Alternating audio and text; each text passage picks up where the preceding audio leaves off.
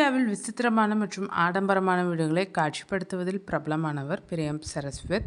இவர் சமீபத்தில் மத்திய பிரதேசம் மாநிலம் இந்தூரில் உள்ள ஒரு மாளிகையை பார்வையிட்டார். அந்த மாளிகை முழுக்க முழுக்க 24 கேரட் தங்கத்தால் மின்னியதால் இது சமூக வலைதளங்களில் பேசும் பொருளானது.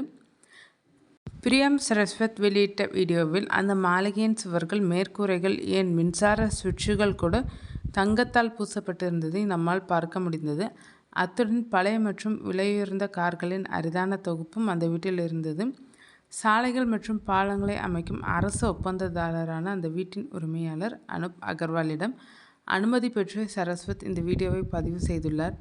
இருப்பினும் இந்த வீடியோ வெளியான பிறகு கடுமையான விமர்சனங்களை சந்தித்தது.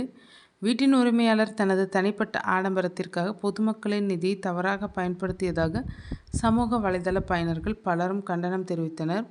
இந்த எதிர்ப்பு ஒலித்ததால் பிரியம் சரஸ்வத் தனது அசல் வீடியோவை நீக்கிவிட்டார். ஆனால் கேரளா காங்கிரசின் அதிகாரப்பூர்வ எக்ஸ் கணக்கு அந்த வீடியோவை மீண்டும் பகிர்ந்தது. பொதுமக்களின் மௌனத்தையும் இத்தகைய செல்வந்த ஒப்பந்ததாரர்களின் பொறுப்புணர்வையும் கேள்வி எழுப்பியது.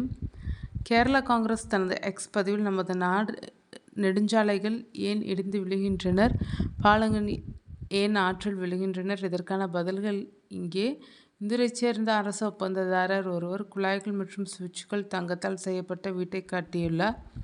அமலாக்கத்துறையின் சோதனையிலிருந்து தன்னை பாதுகாக்க அவர் தனது வீட்டிலேயே ஒரு கௌஷாலா கட்டியுள்ளார். கடினமாக உழைத்து 40 லட்சம் சம்பாதித்த பானிபூரி விற்பனையாளரை அமலாக்கத்துறை சோதனை செய்ய வேண்டும் என்று விரும்பியவர்கள் இந்த நபரின் வீட்டை சோதனை செய்ய தயங்குவார்கள் என்று விமர்சித்திருந்தது.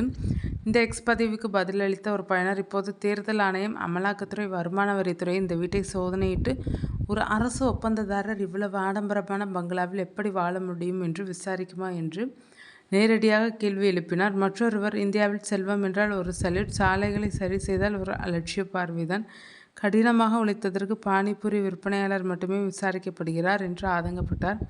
மத்திய பிரதேசத்தில் சாலையின் நிலை பரிதாபமாக இருப்பதில் ஆச்சரியமில்லை என்றும் ஒரு கருத்து பதிவாகியிருந்தது. ஒருவர், அமலாக்கத்துறை ஏன் எதுவும் செய்யவில்லை, இந்த நபரின் மீதும் அவரது முதல்வர் தொடர்புகள் குறித்தும் உடனடியாக விசாரிக்கப்பட வேண்டும் என்று வலியுறுத்தினார். மற்றொருவர், அந்த மாட்டுத் தொழுவம் நிச்சயம் வீடியோவுக்காக தற்காலிகமாக தான் கட்டப்பட்டது என்று சந்தேகம் எழுப்பினார். வருமான வரித்துறையை டேக் செய்து ஒருவர், உங்களை போன்றவர்களால் தான் பாலங்கள் திறப்பு விழாவுக்கு முன்னரே இடிந்து விழுகின்றனர், சாலைகள் ஒரு வருடத்திற்குள்ளே குண்டும் குழியுமாக விடுகின்றனர், நீங்கள் தடுப்பதை விட அதிக ஊழலை உருவாக்குகிறீர்கள் என்று கடுமையாக விமர்சித்தார். நீக்கப்பட்ட வீடியோவில் அனுப் அகர்வால் தனது பயணம் எப்படி தொடங்கியது என்பதை பகிர்ந்து கொண்டிருந்தார். தனது 25 பேர் கொண்ட குடும்பத்திற்கு ஒரே ஒரு பெட்ரோல் பம்ப் மட்டுமே இருந்ததாகவும், அது குடும்பத்தை நடத்த போதாது என்று உணர்ந்து அரசு ஒப்பந்த பணிக்குள் நுழைந்ததாகவும் அவர் கூறியிருந்தார். காலப்போக்கில் அவரது நிறுவனம் சாலைகள், பாலங்கள் மற்றும் பிற அரசு கட்டிடங்களை அமைக்கும் பெரிய திட்டங்களை எடுக்க தொடங்கியது என்றும் தெரிவித்திருந்தார்.